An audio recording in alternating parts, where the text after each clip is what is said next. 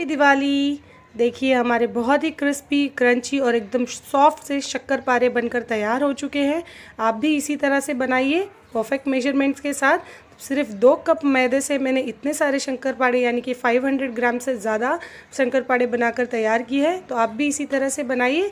ये देखिए बहुत ही क्रिस्पी और सॉफ्ट में और खाने में एकदम ही सॉफ्ट, ये देखिए एकदम ही सॉफ्ट शक्करपारे बनकर तैयार हो चुके हैं।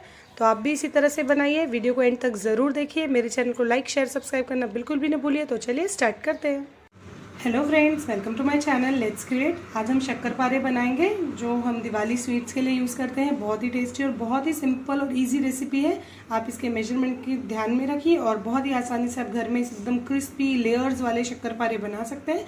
तो चलिए स्टार्ट करते हैं। तो सबसे पहले मैंने यहाँ पे ले लिया है 1/2 कप मिल्क। ये मैंने बराबर 1/2 कप मेजर करके लिया है। अगर आपके पास मेजरिंग कप नहीं है तो कोई भी कप या बाउल सेट कर लीजिए, उसके हिसाब से 1/2 कप मिल्क ले लीजिए। ये मिल्क थोड़ा हल्का सा गुनगुना है, गर्म नहीं है, हल्का गुनगुना है। मिल्क हमने 1/2 कप लिया। अब सेम उसी कप से, जिस कप से हमने मिल्क लिया था उसी कप से 1/2 कप हम पाउडर्ड शुगर ले लेंगे यानी पिसी हुई चीनी ले लेंगे और इसे अच्छी तरह से मिक्स कर देंगे। विस्किंग कर देंगे या स्पून से हल्के हल्के से इसे अच्छी तरह से मिक्स करना है हमें।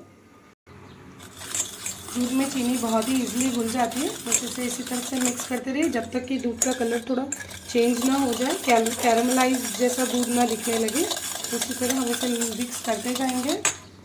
देखिए हमारी चीनी दूध में अच्छी तरह से मिक्स हो चुकी है, शुगर पूरा दूध में कैरमलाइज हो चुका है। इसी टाइम पे हम इसमें डालेंगे 1/2 कप घी, जो सेम कप से, बस याद रखिएगा घी मेल्टेड होना चाहिए यानी उसको गर्म करके थोड़ा पिघला लीजिए। मैंने यहाँ पे गाय का घी यूज़ किया है, आपके पास जो अवेलेबल आप वो यूज़ करें। अगर आपको घी नहीं डालना था यहाँ पे बटर या ऑयल का भी यूज़ आप कर सकते हैं। और घी वगैरह से मिठाइयाँ थोड़ी ज़्यादा ही टेस्टी लगने लगती है, उसका स्वाद बहुत अच्छा है। अब इसे हम तब तक मिक्स करेंगे तब तक ये सारे तीनों चीज़ें एक जैसे नहीं हो जाती। मिक्स करते करते करीबन मुझे 5 मिनट हो गए और ये सब कुछ एक जैसा हो गया है। तो अब इसे रखते हैं साइड में। मुझे बताना है कि मैंने मिल्क के बाद ही शुगर क्यों डाला, पहले घी क्यों नहीं डाला, शक्कर फिर क्यों नहीं डाला। क्योंकि अगर घी और शक्कर आप पहले डाल देंगे तो शक्कर जल्दी मेल्ट नहीं होता, इसलिए पहले दूध में शक्कर को मेल्ट कर लीजिए, उसके बाद में मेल्टेड घी डालिए या बटर डालिए, जो भी आपके पास अवेलेबल हो उसे डालिए। अब इसे साइड में रखते हैं और आगे की प्रोसीजर की तरफ चलते हैं।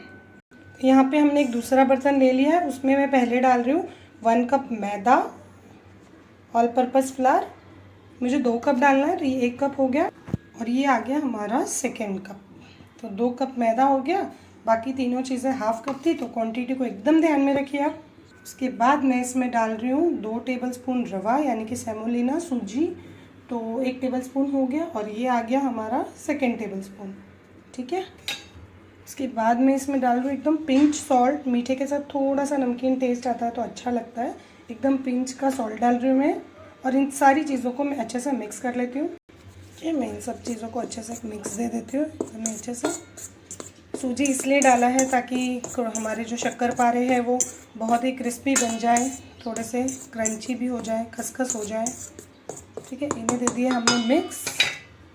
अब हमने जो मिक्सचर बनाकर पहले से तैयार रखा है उसे थोड़ा थोड़ा डालकर एक बैटर बना लेंगे। यहाँ पे एक साथ पूरा नहीं डालेंगे, पहले थोड़ा डालेंगे और फिर इसे इसी तरह से मिक्स करते जाएंगे। इसी तरह से हम और ज़रूरत के हिसाब से डालते जाएंगे और मिक्स करते जाएंगे। थोड़ा थोड़ा करके मैंने अपना सारा वो मिक्सचर डाल दिया और इस तरह से कुछ हमारा बैटर हो चुका है। तो इसी तरह से इसे 5 मिनट इसी तरह से हम नीड कर लेंगे और एक क्लीन सा डव बनाकर तैयार कर लेते हैं। मैंने सारा जो मिक्सचर बनाया था लिक्विडिफाई वो पूरा ही यूज़ कर लिया है। तो परफेक्ट मेरी मेजरमेंट और क्वांटिटी थी, तो उसी तरह से मेजरमेंट आप भी लीजिए। अब इसे मैं जल्दी से नीड कर लेती हूँ। ये देखिए कितना नीट सा डव बना के मैंने तैयार कर लिया है, एकदम ही सॉफ्ट सा डव बना के तैयार कर लिया।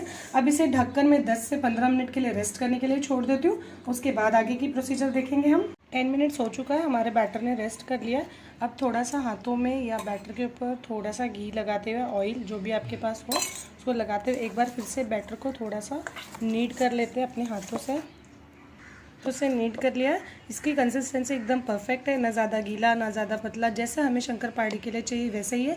रेस्ट कराने के बाद ये थोड़ा और डफ हो जाता है, कड़क हो जाता है जैसे कि पहले हुआ था। जैसे कि पहले ये थोड़ा गीला लग रहा था, लेकिन अभी एकदम रेस्ट करने के बाद परफेक्ट हो चुका है। तो अब हम इसको इक्वल हाफ में या कुछ क्वांटिटीज़ में डिवाइड कर देंगे। मैं इतनी बड़ी बड़ी लोई लेके इसे 4 इक्वल पार्ट्स में डिवाइड कर लेती हूँ। ये देखिए मेरे 5 इक्वल पार्ट्स हो चुके हैं। तो अब इसे अच्छी तरह से रोल करके जिस तरह से हम रोटियों के लिए बेलते हैं उसी तरह से बेल लेंगे। लेकिन ध्यान में रखें, शक्करपारे की जो रोटी बनाएंगे वो ज़्यादा पतली नहीं होती और एकदम उसकी थिकनेस प्रॉपर होनी चाहिए। बहुत ज़्यादा पतली होगी तो शक्करपारे अच्छे नहीं बनेंगे। तो मैं आपको बेल कर दिखाती हूँ इसकी थिकनेस कितनी होनी चाहिए। देखिए कितना नीट बॉल हमारा बना है।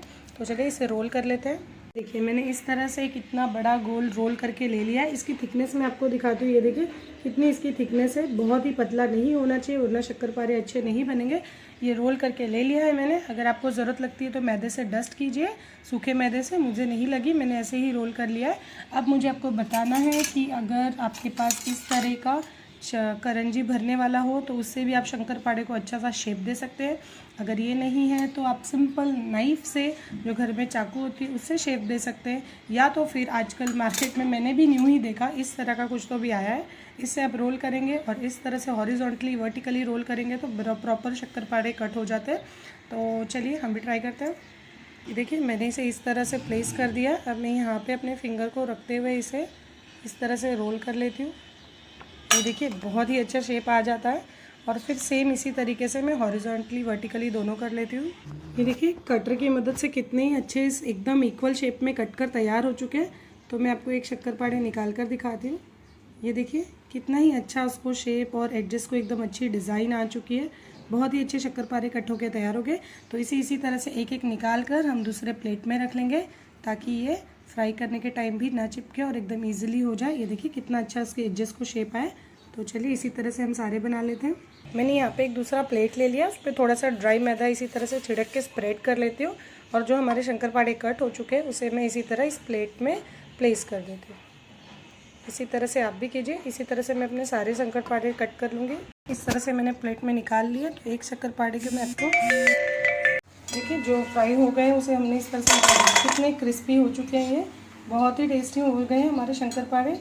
अभी तो ये काफ़ी गर्म है, मैं आपको तोड़कर भी दिखाती हूँ। अभी तो काफ़ी गर्म है। इसे इसी तरह से हम अपने सारे जो शंकरपारे हैं उसे इसी तरह से हिला के ताकि उन्हें स्पेस मिले और अच्छी तरह से एक टाइम पे थोड़ा कम ही डाल के इसे एकदम लो टू मीडियम फ्लेम पे ही आप फ्राई करें। ये देखिए हमारे शक्करपारे बनके तैयार हो चुके हैं। मैं आपको दिखाते हूँ कितने क्रिस्पी बने हैं। और ये देखिए एकदम ही नरम है, सॉफ्ट है, एकदम ही अच्छा है टेस्ट इसका खाने में। इसी तरह से आप भी बनाइए, बस मेजरमेंट का ध्यान रखिए और तलते समय आप तेल में कम शक्करपारे डालें ताकि वो बहुत ही अच्छे से उन्हें फैलाव मिले और अच्छी तरह से वो भुन जाए। और इसी तरह से आप भी बनाइए, खाइए। और मेरे वीडियो को लाइक शेयर सब्सक्राइब करना बिल्कुल भी ना भूलिए। चैनल को देखने के लिए धन्यवाद।